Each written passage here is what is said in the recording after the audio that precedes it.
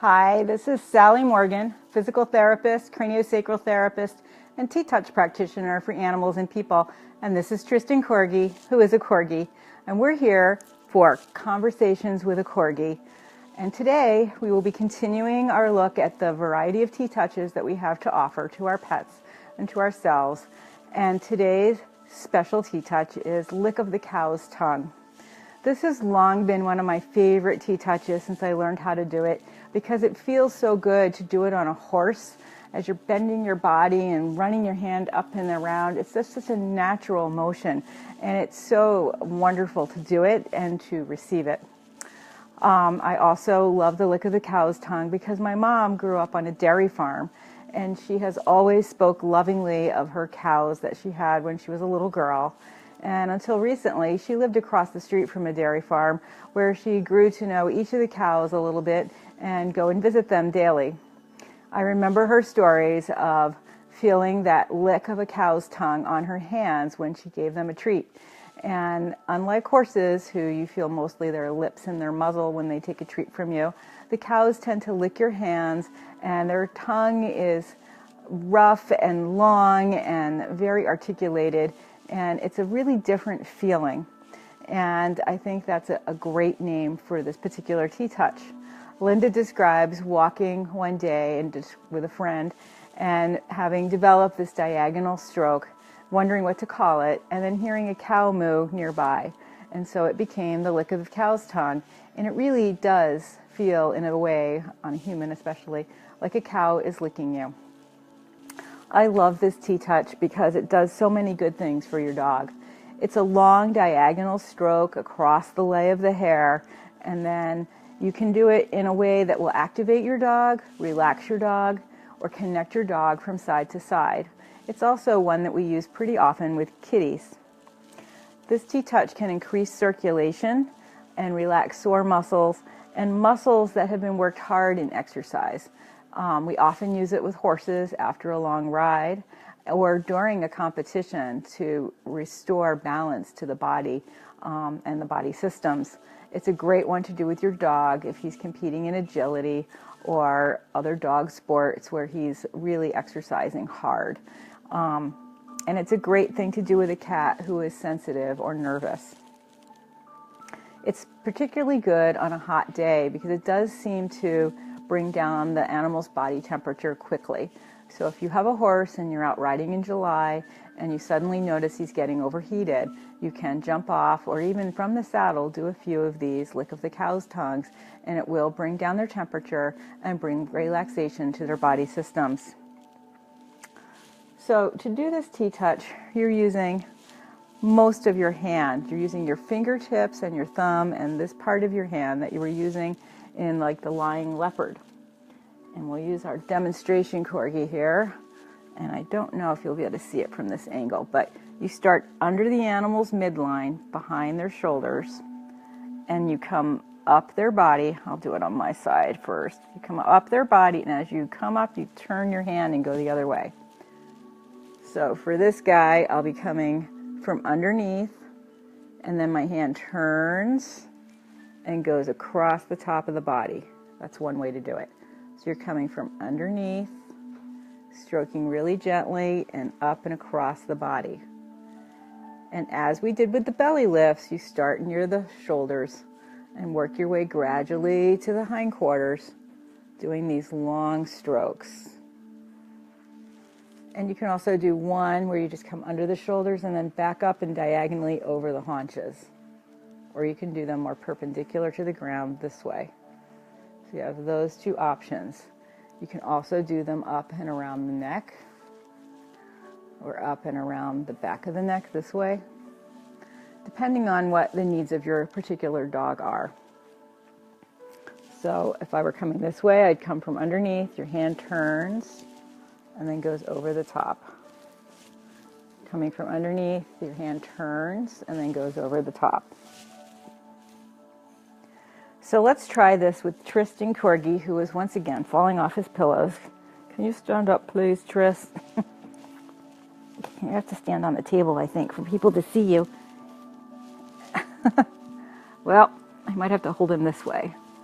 So So you're going to start under here on his tummy, and you bring your hand up and turn and bring it around the top of your dog. This would be easier to see if I had a great big standing dog.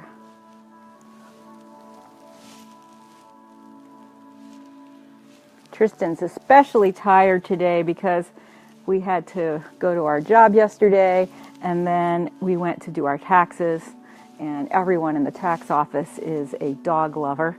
So he heard lots of stories of dogs and had lots of good smells.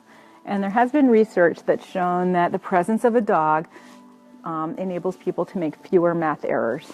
So I always bring a dog with me to do my taxes. And I like to talk about dogs because it makes people happy.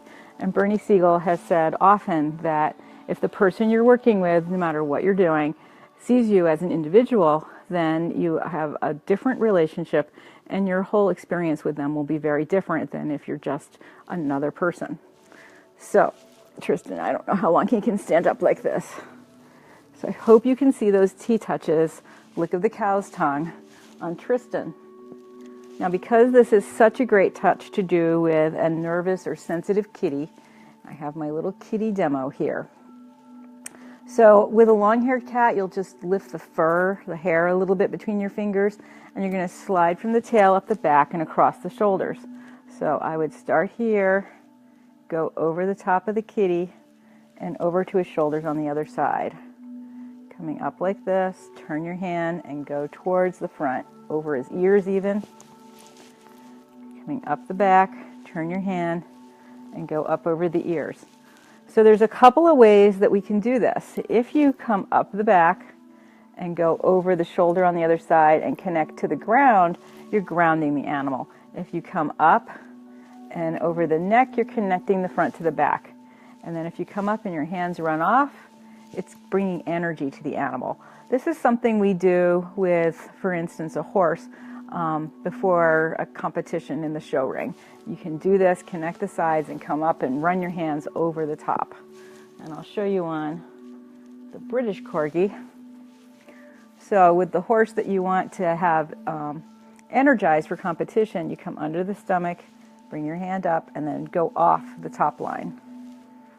And really feel that energy. Continue with your hand and up. And I'm doing it a little quickly here just to show you ways to do that stroke. If we want to connect the right and left side, we come up, turn, and then bring it over and gently go off the other side.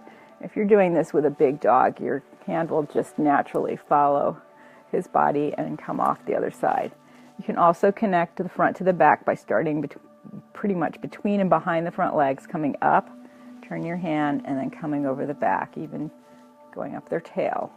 And you connect from the back to the front, going the other way, and come up over their heads this way.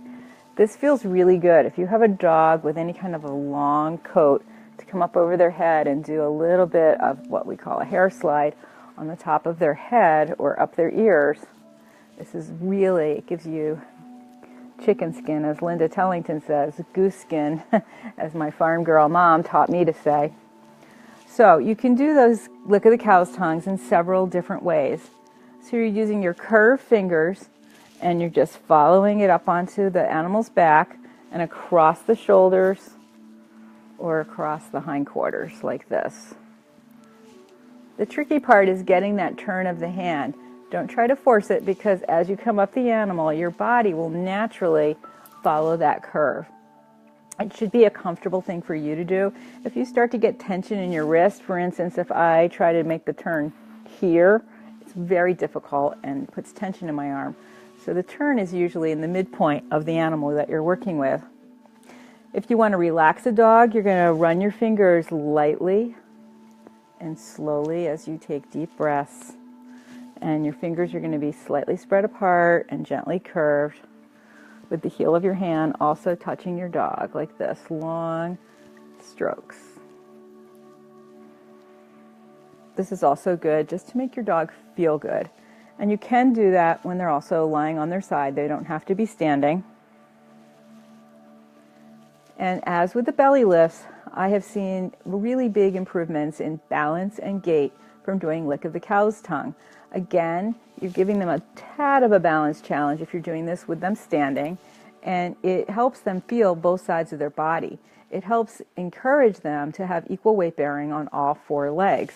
So I find this a really important stroke to do if you have a dog recovering from ACL surgery or any kind of broken leg. I have a client dog now who had a toe amputated. Things like that that are going to affect a dog's gait, even tail docking.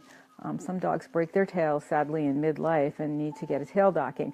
Tails are very important in balance, and so this stroke can help them regain a sense of their body and their balance to come back to the dog they were before they had their tail operation. It's also good for coordination. For the same kinds of reasons, it encourages the dog to spread their weight evenly over all 4 of their legs, and it gives them a sense of their whole body, which is also an important aspect of gaining self-confidence for your dog. I often do lick of the cow's tongue when I'm working with a dog in the labyrinth outside, and I frequently do it when I'm first meeting a dog that I'm going to work with if they are already relaxed with some of the other touches I'm doing, just to give them a sense of my gentle touch over their entire body so that when I do get to their back end or the top of their neck, it's not a surprise to them. They're experiencing my touch before I really settle into an entire session. And you can do this on both sides of your dog. So here I've turned him, but usually you turn yourself and you can come over the dog this way to connect the right and left sides. Or you can come up the dog and off the top to give them energy. And that is usually at an angle 45 degrees up and out from their spinal column. I don't do that so much. Dogs are usually pretty enthusiastic about their activities, and they, well, the ones I've worked with have often not been as tired as a horse in the middle of a long day of competition. But a few dogs I've worked with need this at 4 o'clock on their 3rd agility run. So what this is really useful for, this lick of the cow's tongue TTouch, is barking, fear of being touched. And again, the barking, it's good for barking because a dog that's barking is not balanced and they may not be having a lot of self-confidence. They're barking to alarm or because they're afraid. And so lick of the cow's tongue can help with barking. This is not the only thing you'd use in that case, but it is a good thing to use. It improves the attention span of your dog. Because it is a long touch and you have a long stroke, your dog will start to really key into your hand movements, and it helps them pay attention. It increases circulation, which is why it's so great to use with a performance animal in competition, a horse or a dog, or even kitties that are now doing kitty agility. It really is good for nervousness and relaxation because it helps them come into their body and feel connected from the front to the back and from side to side. And that helps them feel more confident, and so it helps with nervousness. This is one I would do also if my dog had a fear of loud noises, just to give them a sense of where their body is. We have other TTouch things that we would do for that situation, including using wraps. It's also a really great touch to do for sore muscles. So I use it a lot for that with a senior pet who may have had like a really long walk, or maybe a friend came over with a young dog and they were tearing around the backyard, and now your senior dog is looking a little tired. I think this is a really good TTouch to do for that. Your pressure is light and you're using long, sweeping, gentle strokes done across the hair and with the hair. So you're coming across the hair here, and then as I come here, I'm with the hair as I bring it back to his haunches. A lot of times with horses, they tell you never to brush against the way the hair is laying, and that actually is a generally good rule because it's really irritating when your hair is pushed in the wrong direction. But with this, it's a very light touch, and your hand is sweeping by, so you're hardly disturbing the lay of the hair, and it is very relaxing to experience this. You can do it on yourself, just coming across from the front of you and coming up your body and turning your hand and going over your shoulder. And this is a good way to connect your right and left sides. I tend to put more weight onto my right leg when I'm walking, and sometimes doing this stroke on myself can help pull the weight out of that hip and get me more level again. It's also wonderful to have someone do it on you, on your back. You have to hold down your sweater and come up the person's back, turn your hand and come up over the shoulder.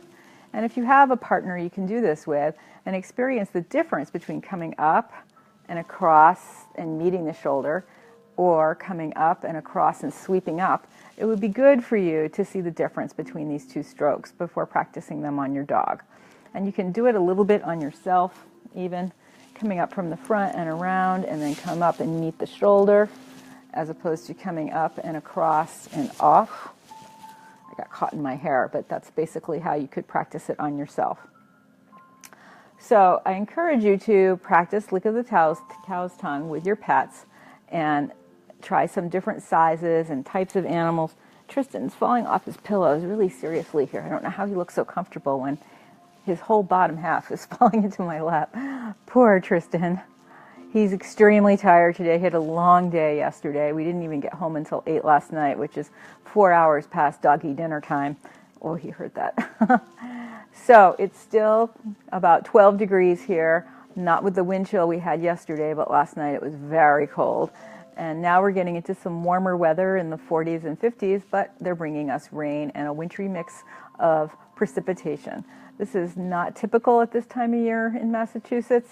To be so terribly cold, it's usually a little warmer and a little messier and colder and damper. Anyway, I hope you enjoy Lick of the Cow's Tongue and think about the cows that you know in your life and express gratitude to them for all they have done for us, giving us dairy products. I have a friend who's a vegan, and she always says, I'm a really good vegan until a cheese walks by. Who can resist a good cheese, right? And also, cows have just been in our lives for a very long time, as long or longer than dogs have been in our lives. So Lick of the Cow's Tongue is a good way to show appreciation for all the many blessings that cows have brought to our lives. Tristan? He's looking forward to a long day of relaxation, and Mom might do some lick of the cow tongue on him later because he's a very tired dog after our long day yesterday. So I will see you tomorrow for another episode of Conversations with a Corgi, where we'll talk some more about some of the specialized Tellington TTouches. And I hope you all have a wonderful day, and please try to review some of the earlier TTouches we did, because when I'm showing you the work on the tail and the mouth, I will be referring to some of those original TTouches, and you might need a little quick review before we do those in more depth. So thanks for joining us today. This is Sally Morgan, physical therapist, craniosacral therapist, and Tellington TTouch practitioner, and Tristan Corgi, who is a Corgi, a tired Corgi, for Conversations with a Corgi. Have a great day.